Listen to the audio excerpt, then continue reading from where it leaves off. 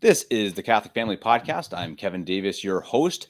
And today, a topic I've been waiting for a long time. I've really tried to get several different people on. I finally got a farmer because honestly, they're just so busy. It's so hard to get an actual farmer on to do a podcast. So I've got James from Minnesota who's coming on to discuss the life of a farmer, his particular farm, a little bit about himself as well, and then the market, perhaps the war in Ukraine, how these different things are affecting farmers, and perhaps how that or the rising prices of grain, et cetera, could affect us at the grocery store. So, James, thank you so much for coming on. And maybe let's start with an introduction of yourself and then maybe about your farm there in Minnesota. Sure. Thanks, Kevin, for having me. So I farm with my brother Christopher here in Minnesota. I'm currently married, have 4 kids, young family, and we're in the process of buying a existing organic farm. We've been partnered for 6 years now, and we're finalizing and taking more of the responsibilities on. We did a lot of or purchased a large portion of the enterprise now here the beginning of this year. So we're starting a new journey or new part of the journey.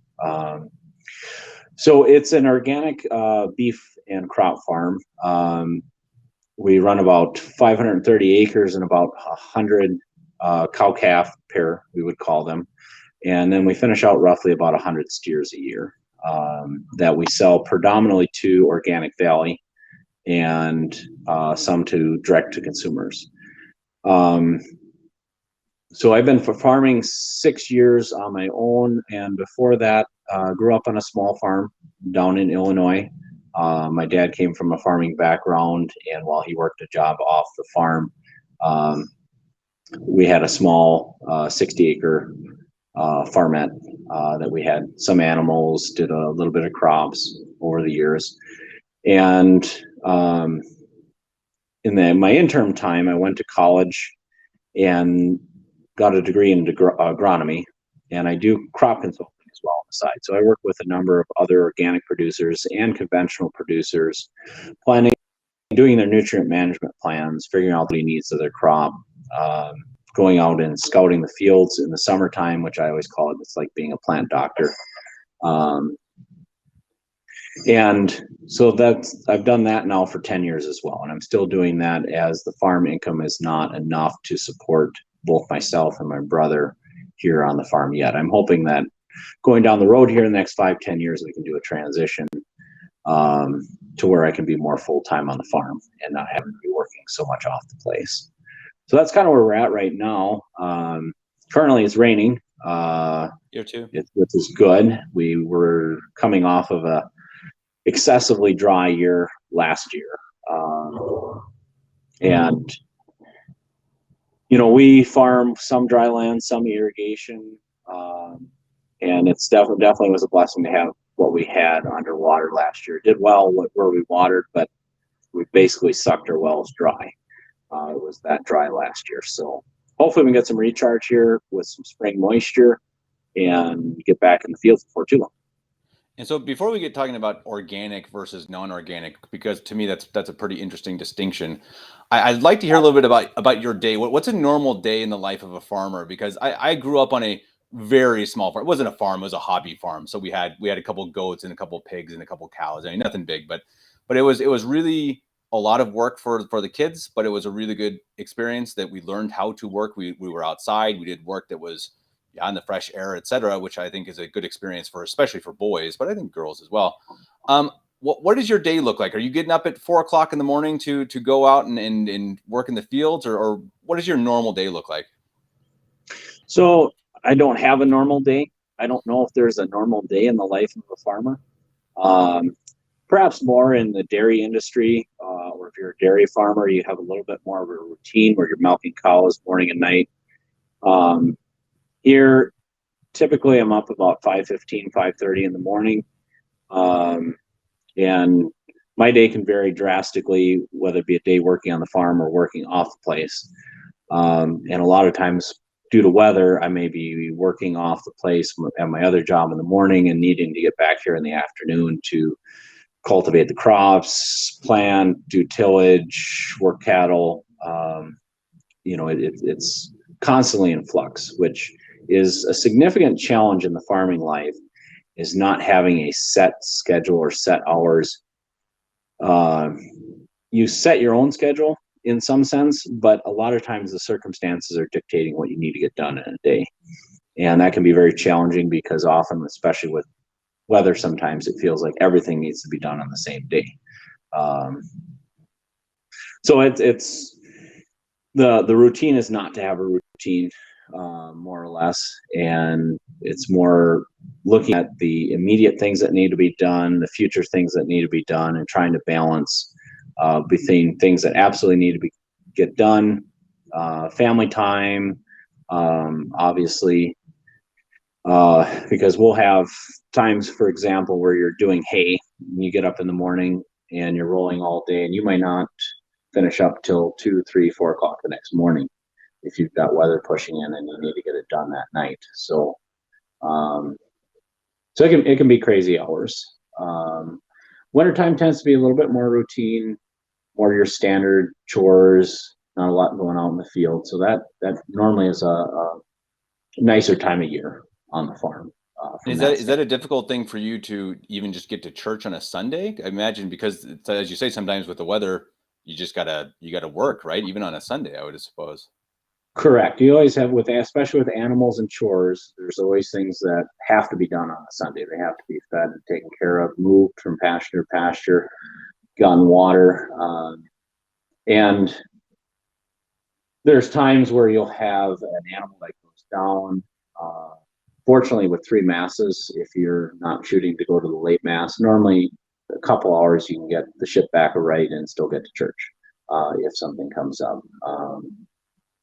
But it can throw a loop for your day. There's no question about it. All of a sudden you walk out of the house in the morning and the animal's sick, or you have 30 steers running out around the neighborhood and you do an early morning roundup.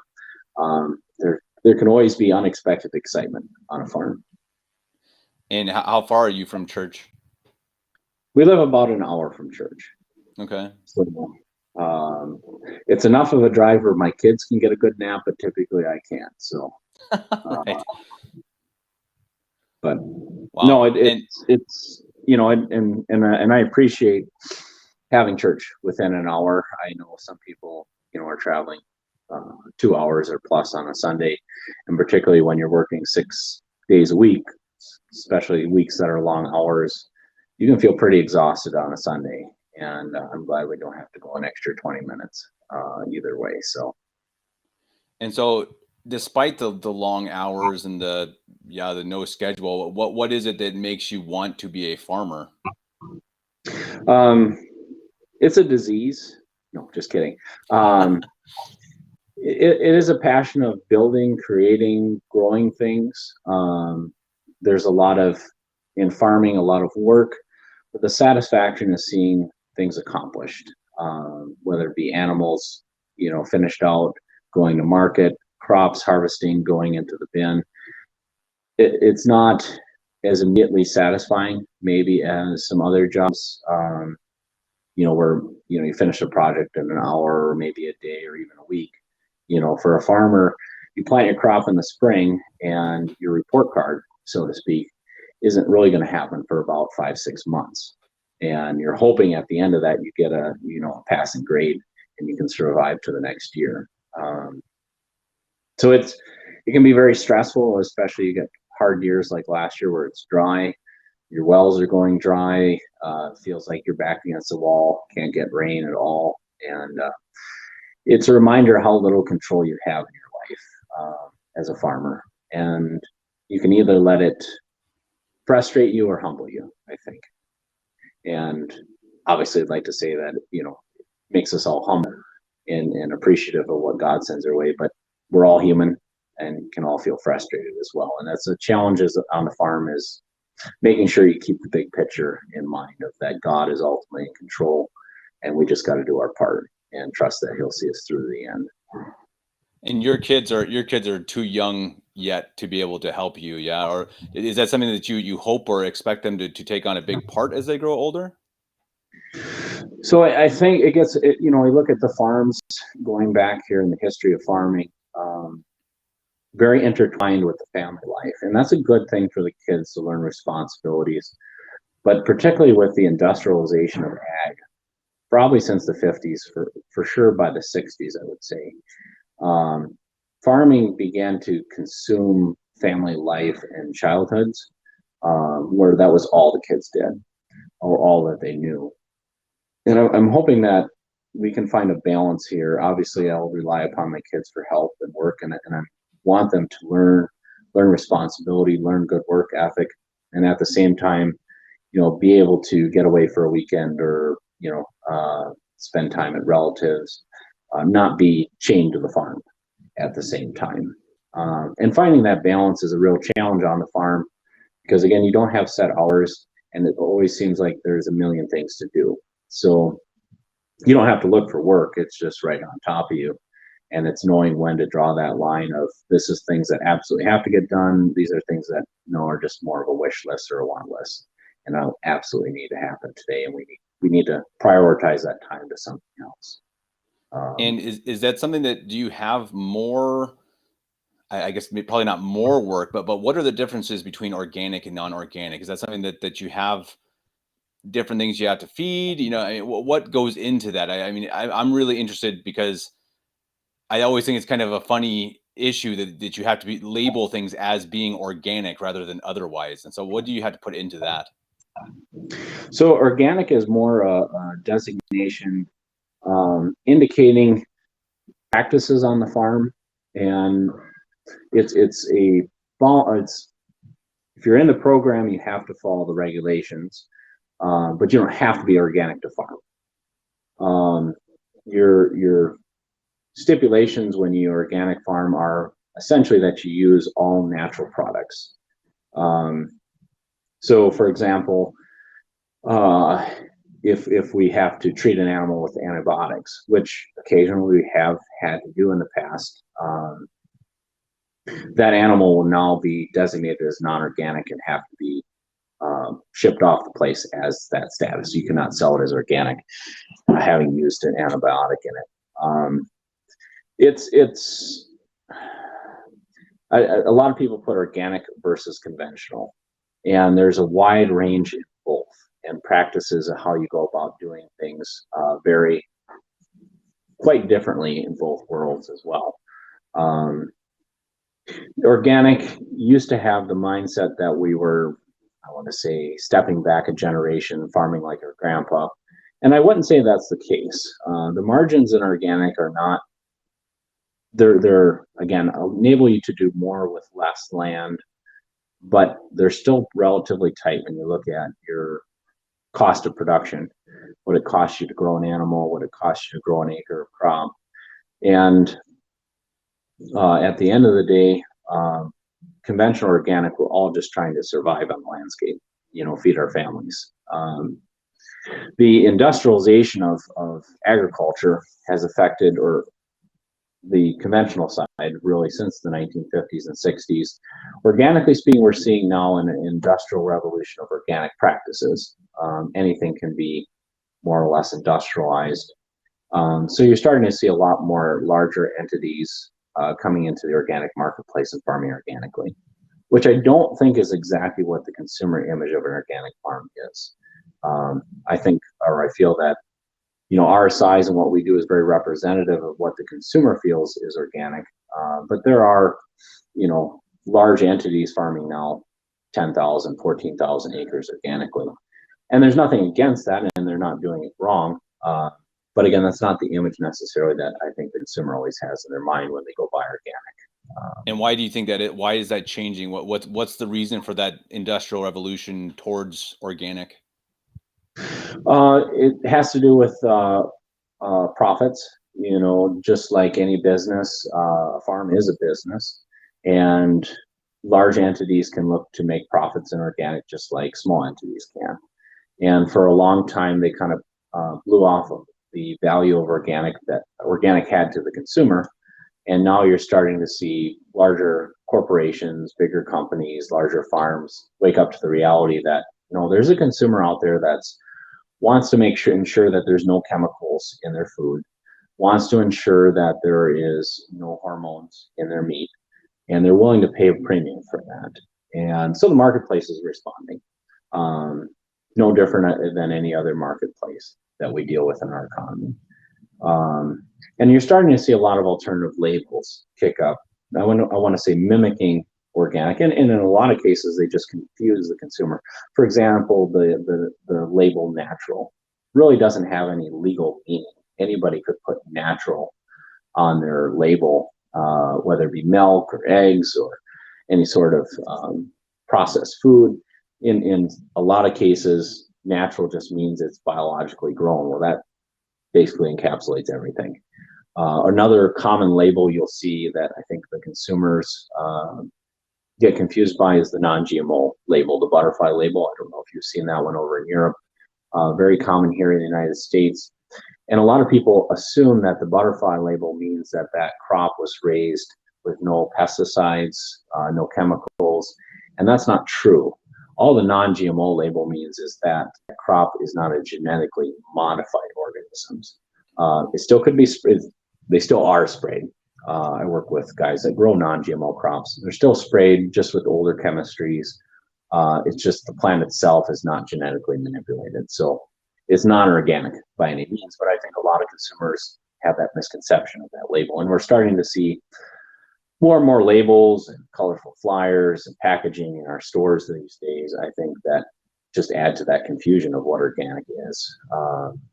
And really, you have, I want to say, companies that are looking to short circuit the system, which is not put in the work to produce what the customer is really looking for, but market it in the image of something that the consumer is looking for, if that makes sense.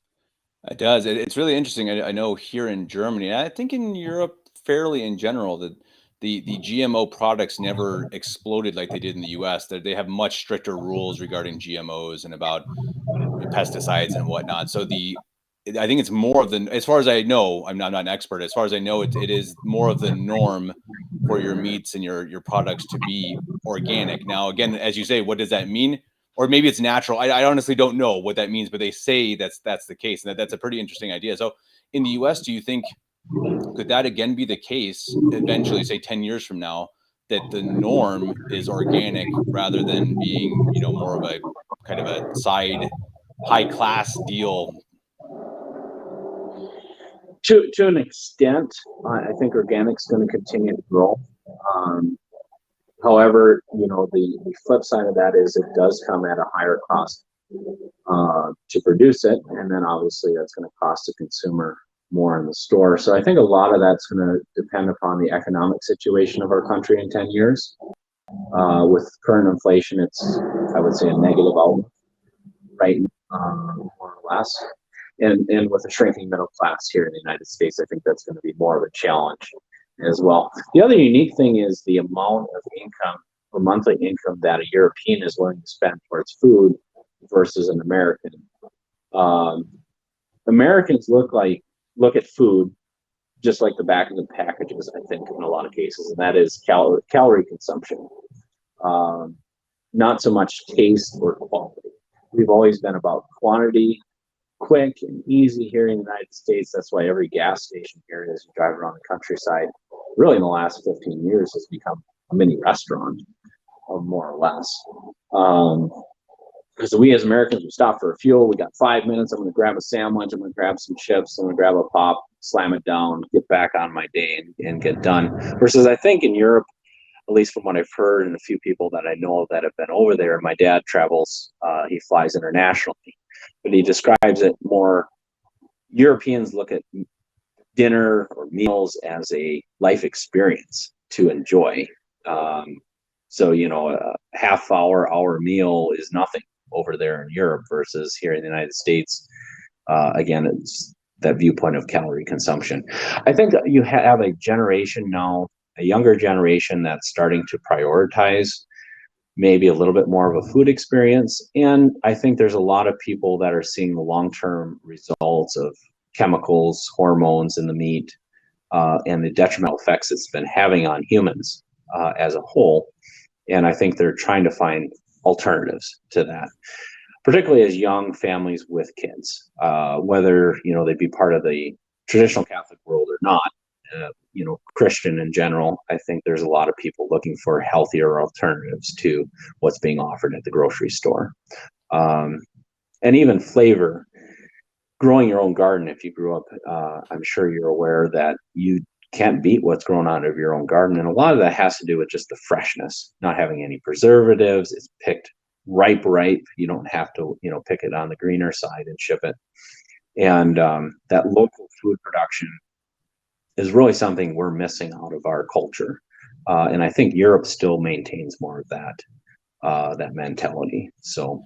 Yeah, it's true. I mean, it's a fairly shocking thing too, which we've talked about this on previous podcasts, that here in Germany, I can make a pot roast for, if I remember right, it's about half the price of what I made in the US. I always remember in the US, I'd go to the store, I'm like, I can't buy organic. It was too, because I was a young kid, I was in my early 20s. I just can't afford it. I can't. And so I do it once a 6 months or something. And here it's just a lot cheaper. And I guess there's something with the market that it's more normalized. So the market must, I guess, set itself so that it's not so expensive. I don't entirely understand why it is. Maybe it's because, things aren't so, things are more controlled, and there's not so many monopolies, et cetera. But it's a really interesting topic. I think for sure. Well, go ahead. I think as a consumer, you look at the food products on the shelf in the store, and the assumption is the person that grew it, whether it be the meat or that zucchini, that they're making a significant portion of that price that's in that price tag underneath that product. And the reality of it is milk, for example. For example, Organic Valley here or organic milk companies are paying farmers probably around that $2.50 a gallon, $2.60 a gallon to produce a gallon of milk. And they're turning around in the store, and if you add your price tag together here in the Midwest, it'd come to roughly $9. As you go east, it might be closer to $14, $15 a gallon. So the farmer's still getting paid $2.50, $2.70 a gallon, and the consumers or the purchaser is paying close to that $9. That whole middle essentially goes to all the middlemen in between, whether it be the creamery to the store and or the marketers. The huge portion of that is essentially the grower never sees that. Cereal, we often joke, because if you actually look at the value here in the States of like Cheerios, of the oats that go into making Cheerios, the cardboard often is, they pay more for the cardboard than they do for the oats that get used as the Cheerios. So farmers here in the United States have been, I would say, conditioned to mass produce. And in a lot of cases, we're our own worst enemies, because we're always, given we're an agricultural country, there's always a surplus of food, more or less. Well, locally, that depreciates your price then. Versus Europe, I think you guys deal and have I would say there's a lot of food that comes out of Europe that's imported in. And your land base is relatively small in relationship to the number of people that you have there on the continent. So that your premium to the farmer, I think, is higher in Europe than it is here in the States because of that. You're dealing with a market that has a high demand. We're dealing with a market that has a lot of surplus, more or less. Interesting. Huh. And so what other, and I guess we can get into the next topic of what are some of the issues you're facing now? Is this something that if you have a growing need, if people are starting to realize, okay, organic is the way to go. Actually, let me ask you real quick. I forgot this point I wanted to make. Do you think that it's a moral issue to make organic food in any way? Just your opinion. I would say in my case, it is, having come to the conclusion, take, for example, hormones in meat. I think the hormones coming through the meat or the milk have a huge detrimental effect on young people. And you can scientifically see the results of that with, girls hitting puberty at a much younger age, physiologically changing at such a young age, where if you go back, historically speaking, 50 years ago, we've changed the way that we look. in a lot of cases, what a 12-year-old, 13-year-old, 15-year-old looks like. And the long-term health repercussions of those things are still yet to be determined. But to me, there's definitely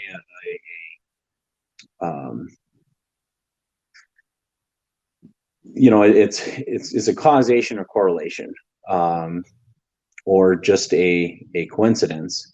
And I think there's too much evidence out there when we look at modern agriculture and the chemicals that are coming through that system, and just the changing health dynamics here in the United States, to say that there isn't any causation. To what extent, I don't know for sure, but there's enough there in my mind. Morally, to me, I would not feel good selling somebody else something I would not be willing to eat myself. Now, on the conventional market, keep in mind the modern medical industry says there's nothing wrong with genetically modified organisms. There's nothing wrong with all the chemicals we use in modern conventional farming. And if someone really has the belief or believes the modern medical field in good faith, I can't blame them for conventional farming. I'm just very skeptical of the current medical world that for how many years told us eggs were going to kill us, butter was bad. And, now here the last, really, what I think 10 years, eggs have become good again. I'm like, well, that's good. And humans have only eaten them for 8,000 years. So I'm glad they weren't wrong for 8,000 years and figured this out. So I think, part of it is I have a little bit more probably distrust of the mainstream conventional wisdom when it comes to medical. And for me, I see the detrimental effects of health due to these things. So morally, I feel inclined ethically, I'd have to grow organically. It's a long answer on a short question. No, it's a good one. No, it's a great answer. How do you think, it's say there are Catholics watching the show, Christians, whoever's watching the show. I mean, how do they get back into this mode of eating organically when at least again, in my experience, in my memory, I just couldn't do it. I couldn't afford eating organically. I mean, is there a way, do you think they need to ration that more? Do they need to get more connections with friends? Or, I mean, what's in your, again, purely your opinion, is there a way they can do that to just literally eat healthier? Networking is huge. And it obviously gets more of a challenge depending on location. Here in the Midwest, especially if you live outside of the Twin Cities, for example, here in Minnesota, there are a lot of, maybe not even 100% organic per se, but more natural or people that are growing, whether it be meat, beef, pork, or even vegetables. Maybe they're not 100% organic, but it's fresher. They're using less chemicals for sure. It's a better alternative than the store. So I think sometimes it's, you have to obviously we have to budget. I got a young family, and every month you're looking at your food bill going, how can I manage this and feed my family? So at the end of the day, if it gets down to it, you have to eat calories, you have to eat calories. But look for alternatives, explore, networking is key. Talking to other people. Oftentimes you can find places, I buy such and such from somebody else here. That's within a reasonable distance of driving, and becomes a reality then to access it. I know in town it gets much more difficult, but particularly people that have maybe a little bit bigger yard, or live on a small, even couple acres, the amount of food you can produce from a garden is enormous. You don't need acres and acres and acres to provide maybe not everything for your family, but if you can start providing at least some vegetables, maybe potatoes, grown organically or naturally, you can economically eat healthy, versus having to go out and buy it all. Becomes too expensive for most traditional Catholic families when you look at the amount of food that they're eating on a monthly basis and the cost of things. So even for my own part, we garden quite a bit here on the farm, and try and put away as much as we possibly can from our own garden. And even going back to organic, especially when it comes to vegetables, you're never going to beat the flavor, the taste, and the freshness that comes out of your own garden. So I'm a huge proponent of try and grow what you can, and start small. Start with a few plants, and add a little bit every year. Gardening is second nature to me at this point. Obviously, I grew up with it. I've done it my adult life. But I completely understand it can be intimidating for someone that hasn't done it before. And you're better off doing baby steps and doing it right versus put in a whole big garden, do all this work, and it doesn't necessarily pan out with a lot of food at the end of it if you're not doing it right. So start small. But I think there's always something you can do. I've seen people even in apartments growing plants, whether it be in a window well or even an indoor tomato plant, to be honest. But again, priorities. Gardening is a lot of work. Putting your own food away is a lot of work. And, we may complain about the price in the store, but at the flip side of that is if we're not willing to do the work ourselves, can we really complain about the price in the store?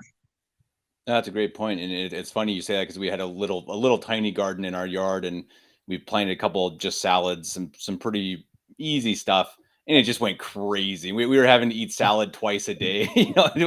It's just really, as you say, it's really incredible how much food can come from it. It blew my mind, and that was even after I grew up on a farm with quite a large garden. I didn't really remember how much can come from a small little, really a small little.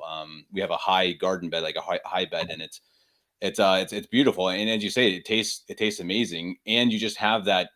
I think even the taste is better because you know where it came from. You plucked it. It's psychological too, and I think that's absolutely a great point. And my wife, she is much more about buying organic meat, even though it's easier here and it's cheaper. But she would rather buy organic and eat meat less often and in smaller quantities, and just buy it and buy good stuff rather than just eating meat every night or twice a day. And a couple of tears rolled down my cheeks because that was kind of hard for me to deal with. But it's a good point. I mean, it's a really better thing to enjoy the quality rather than the Americanism, which is absolutely, as you said earlier in the show, it's absolutely the case. That's quick and fast and as much as possible. Rather than something that you're really going to enjoy and take nutrients from. And I think that's something that, as you say, fortunately, it seems like the younger generation is starting to figure that out, which is a plus. Well, and a lot of that, scientifically speaking, a lot of your flavor come from what they call secondary and tertiary compounds that a plant creates, whether it be defending itself against pest, disease organisms, and the flavor as well also indicates often a certain nutritional value that plant is going to have, whether it be your minerals, your vitamins, your carotene. And in a lot of cases here in America, in the industrial food industry, you have flat tasting food, which is really just those empty calories. There is no flavor to it. And the problem is your body's looking for that nutrition, I think, and part of call it the obesity epidemic here in the United States, I think, is driven by the fact that your body is hungering for these nutrients, which especially your processed food, snack bars, candy bars, pop, your sugar items in particular, there's a lot of calories there, but there's not much nutrition. So your body still eats it and is still starving for what it needs from a nutritional standpoint. I found that, if you eat from your garden or healthier food, oftentimes the amount that you'll need to eat to feel satisfied will significantly go down as well. So while you're not having, quantity to quantity, you look at it, that would be too expensive. In a lot of cases, you can cut down on the quantity you're consuming because it's now more fulfilling food versus just empty calories. Yeah, exactly. That's exactly said. And I think if you also spend more time on it too, even if it's in the garden or if it's cooking, I think it's also the thing that you don't. I don't know. I don't know if you need as much. I think it's the whole mindset of quick and fast. I think you also kind of. I always felt like I needed more. I remember if I would go to a fast food restaurant and I get something that didn't weigh a lot, I would literally be like, oh, this can't be very good. It really was. I can remember it, and I still have that sometimes where I get I don't know, a burger or something, I'll feel it. It's like, is that really enough? But if you sit and you cook a meal and you fry up vegetables and stuff, I don't think it's not the same effect. You don't have the same thought of, is this, weighing it, is my $5 getting me enough value? And I think it's a hard mindset, but as you say, I mean, if you start small, try to grow something yourself and then just maybe step by step, try to slowly ease your body off of the modern diet. I think you can only see good things come from it. Right. And the other aspect that we don't often think of, that more in my mom's side of the family comes from Chicago, and growing up, it'd be her father and his brothers and sisters. They did community gardening. So I think in some cases, if you don't have access to land to do your own gardening, just networking and finding somebody that maybe is a gardening already, has the tools for it, has the processing tools for that, and just saying, hey, if I come over and I help you, could I possibly get some of your produce? Oftentimes, like in my own garden, I have extra. And, I've extended to a few people at our church, for example, and it's a drive out here. But if somebody wanted to help and pitch in and provide some of the labor, I wouldn't mind them getting food out of my garden, or community gardening more or less. And I think more people would be open to that if they just asked and said, hey, if I came over and I helped you process the tomatoes or process sweet corn, could I get some of it from you? And I think be like, no problem, come over, help, here's a knife, dig right in, because it is time consuming to do it, and the more many hands make light work. If you can get a number of people working on a day, you can get a lot of food processed in a short period of time, versus just working as an individual by yourself and doing it from start to finish, and all the cleanup. It can be quite the chore by the time you're done. And if you do it communally too, I mean, we're always talking about this on the podcast. I mean, if you do things communally, it's also more fun. You also get this experience of meeting other Catholics and spending time with them. And it's work. I mean, it doesn't mean it's not hard, but there's something truly, fulfilling about that type of a work that may break your back, but it really, I think, helps to uplift you. And I think in many ways, God made us to work outside and to use the sweat of our brows, to have to sweat and to do this type of work. And I think that, many people who sit at home on the computers, I'm not saying that's a bad thing, obviously, but I think that our bodies and even our soul or our psyches really crave hard work sometimes. And I think that that's something that, as you say, you kind of win. There's a lot of wins, and maybe, as you say, you got to drive. I guess that's not so easy, but these things are so important. I mean, if you'd rather, I don't know, spend a Saturday going to the mall, why not spend the Saturday going out to a farm and working for some of your sustenance? I think that's a brilliant idea. Well, and the same time, we're social creatures, and that healthy interaction. If you get to work with somebody that has, similar mentality with you, your kids are interacting, participating, whether it be husking the sweet corn. And my 4-year-old and 3-year-old now, they were last year in the garden. They were helping little things they could do already. Here we were cleaning out some soybeans out of the bin. And a farm is very dangerous. I get extremely nervous. Kids around, moving belts, chains, pulleys. Accidents happen, and they happen very fast.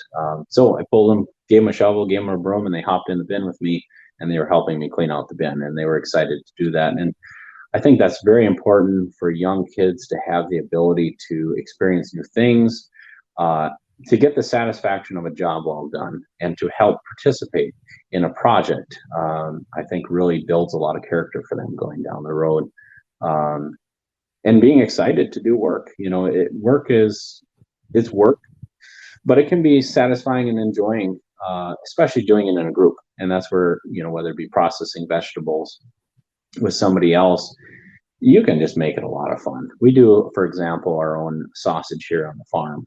We hunt deer and do our own deer sausage, and it's a lot of work. I mean, we did 500 and some pounds last year. I think it was almost 700 pounds a year before. And there's some learning and plenty of mistakes that are made. But that's just part of the journey and part of the fun. And you get to, razz each other a little bit and give each other a hard time. And we get some of the neighbors over, and we do their deer meat. They have 20, 30 pounds, and rather setting up and doing their own little batch of 20, 30 pounds, it just makes more sense. Hey, throw it in with our bunch, and we'll get it all done at one time and make a fun day of it. So. No, I think that's such a great idea, and just building this community and working together and supporting other Catholics too. And I think, even if that means if you're going to go buy your meat from you, James, to say if someone wants a cow or meat, I don't know how that works with you, but if they know they got to spend money to get organic, it's better to go and support a Catholic, producer of this. And I think that doesn't mean that they go to you and say, okay, James, we're friends, so you're going to give me a discount, right? That's not how that should work. It should be, if you're going to buy it anyway, you want meat, you want good meat, buy it from someone you can trust and buy it from someone that you want to support. I mean, you're a guy with a young family. I mean, people should want to support that rather than spending their money at the local King Supers. I mean, doesn't mean it's always possible, etc., but it's a good concept. Yes, and there's logistical things, that I see. For example, selling meat on the side, quarters halves, it takes a significant amount of freezer space, for example, and not everyone has a large freezer. That's an expensive item to have.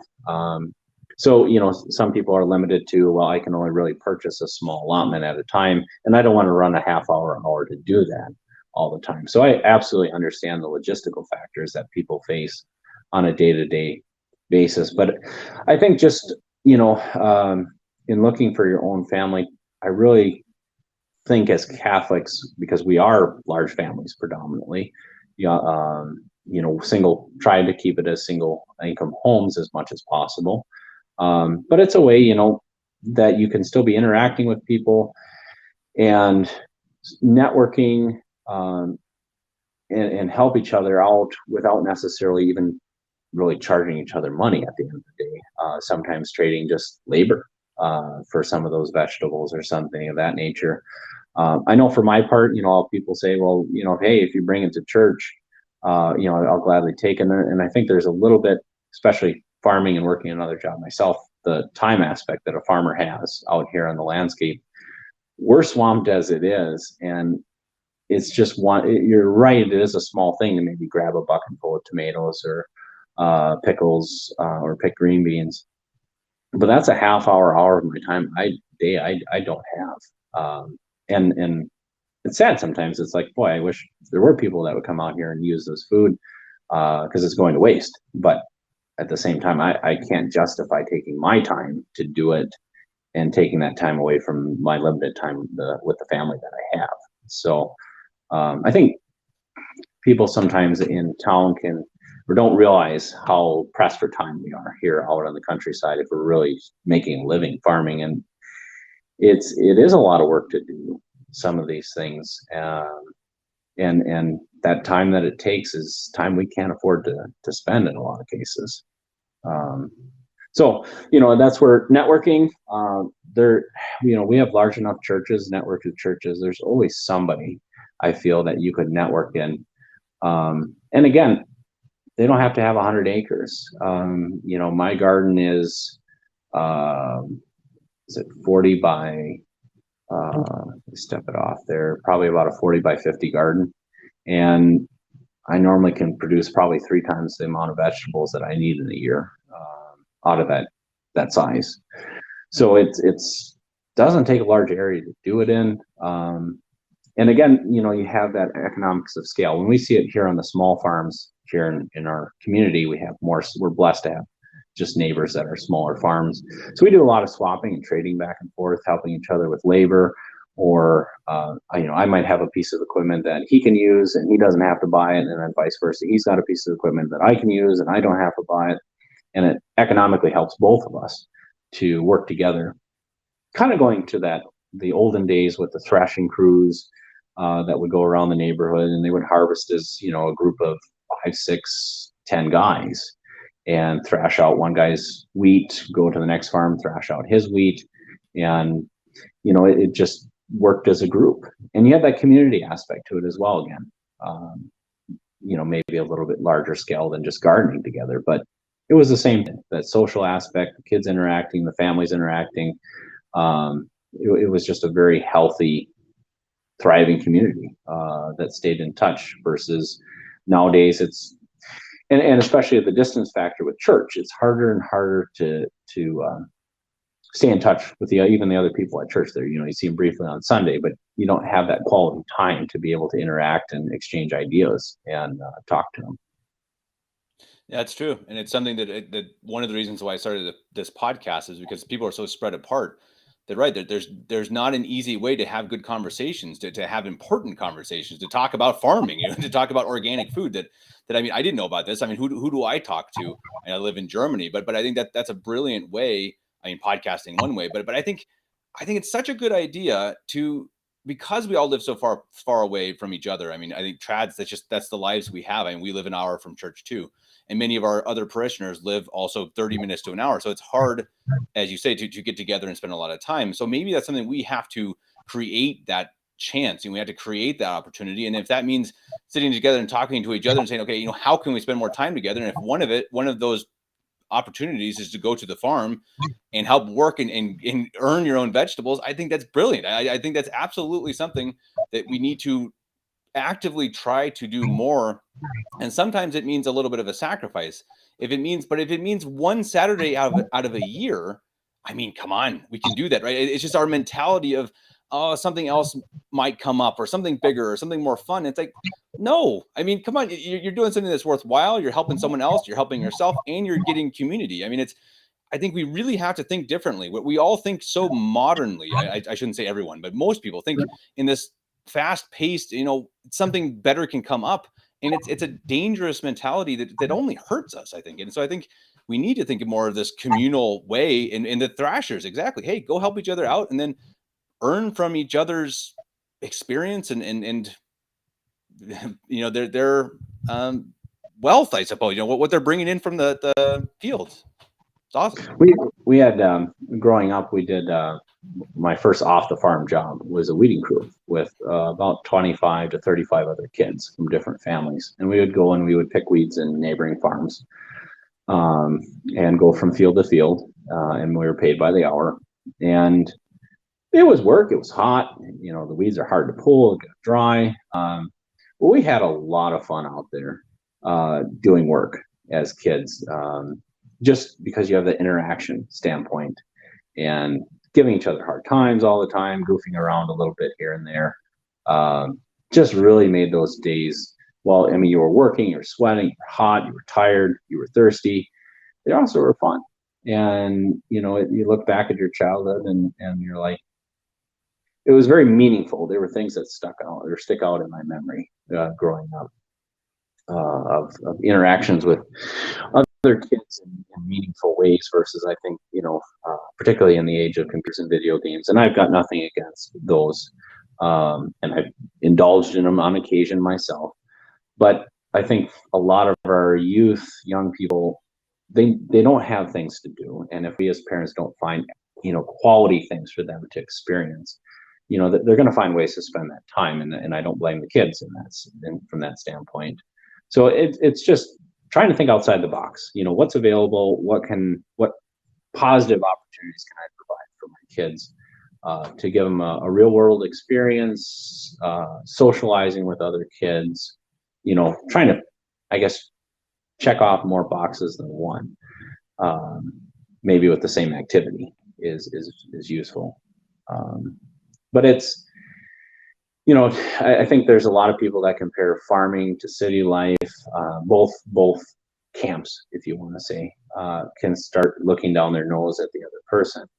And, for my part, I see the benefit of being in town, and particularly if you're close to church and you can, regularly attend the sacraments during the week. I mean, that's a huge blessing and an opportunity, which an hour away from church, especially where fuel prices are going, we don't have that opportunity to get on a daily basis. Flip side of it, my kids get to experience a lot of new things, opportunity to build things, learn things that kids in town don't. And that goes to, in every situation in life, there's always pros and cons, like you mentioned at the beginning. And, it's whatever your vocation life or wherever you live, it's trying to, grab a hold of those positive things and maximize those and diminish the negative things, for all of us. For my part and my wife, we've talked, I'd really like the kids, once we get a driver for sure, to go to school at the church there, because then the kids would have access to daily sacraments, at least during the week going to school. Now, obviously, that's going to come at a cost as an extra vehicle and fuel and things of that nature. But again, it's prioritizing what's important to me, whether it be your food or way of life, why am I doing this? What am I doing it for? And what's the end purpose of it? Because at the end of the day, no matter what we do for a living, we're all hoping to enter through the same gate. And we all die with nothing. So it doesn't really matter at the end of the day. It's just doing what we're called to do here on earth, best we can, I think, and having that satisfaction of trying to do our best.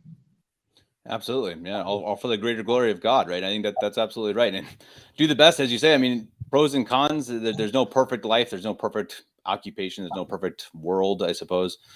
But I think it is important. It's important, as you say, to it always comes up on these shows, because I think it's one of the most important things of our time is being a commune, and maybe getting together with the men in your own parishes, everyone watching, get together with the men, the women get together with the women, and talk about, hey, how can we do this together? Because it's so much easier when you have that support of a parish. Not everyone has a big parish, but even a small parish, if you just get together and say, how can we help raise each other's kids, or each other towards God? Because alone is hard. I don't think we were in general meant to get to heaven alone. There were always communities, or at least primarily there were at least little communities of people who helped each other to, on earth, but also to get to heaven. I think that's something that we need to not forget, that it's better that way. And that maybe sometimes we need to force that to happen. We need to get together and say, okay, men of the parish, we're going to meet this Sunday, or we're going to talk about it. And I think be active about it and really say, how can we do this together? Again, if that's going to you, if that's going to the church and cleaning the church, these types of things that are their work, but they're necessary, and they build that trust and that network where if things get bad, if you have a crisis, then you know who you can call. And I mean, maybe it can be family, obviously, but a parish, I think that's really important, and it helps you, and I think it helps everybody in the parish. And I think that we're kind of both running out of time here. We were going to talk about the economical issues right now, but we went past it, which I think is totally fine. We may have to do a second podcast sometime, James. Sure. But I think it's a good place to end. I mean, do you have any last words about? I think the last things you said were really great.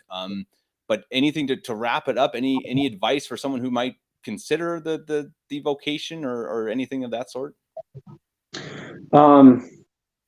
I would say the occupation, one of the most important things, I think, farming is because of its irregular schedule, in making sure that you're talking to your spouse, and making sure that in the heat of the moment, you're not forgetting about your family, your wife, and you have that good communication between you. And it's a work in progress. And there's stretches of days where it can be very hard. You don't get to see your kids much, or you'll spend a lot of time with your wife. So I would just say, if you're considering that vocation, making sure that, especially as you get a family and a spouse, that you're communicating, and staying in touch with each other, not, I want to say, just becoming roommates, is a real challenge, and something that, if you address, will keep I think, avoid problems on the personal side. But other than that, I would just like to thank you for the opportunity to share a little bit. I'm blessed here with the church in Minnesota. We're a large community, and a lot of the men are active at the church, and especially the ones that are closer. And it's a challenge being an hour away, as I don't get to participate in those activities as regularly, and then with working 6 days a week. So I think the big takeaway from, as a farmer, that I would like to share is, that we're all just struggling families trying to make our way. And I don't think farming is a better vocation. I think it's different. And I think that country versus city tension, at least here in the States, some cases you'll run into it, is really unnecessary. We're all just doing the best we can with what we got. Perfect. James, I really appreciate it. Anyone who enjoyed this show, anyone who wants to reach out to James for any questions, go ahead and send it to me first, kevin89davis@gmail.com. I'll send it to him. If he wants to answer it or has time, then he can. But first, send it to me. If you like this episode, please like, share, and subscribe. Share it with your family and friends.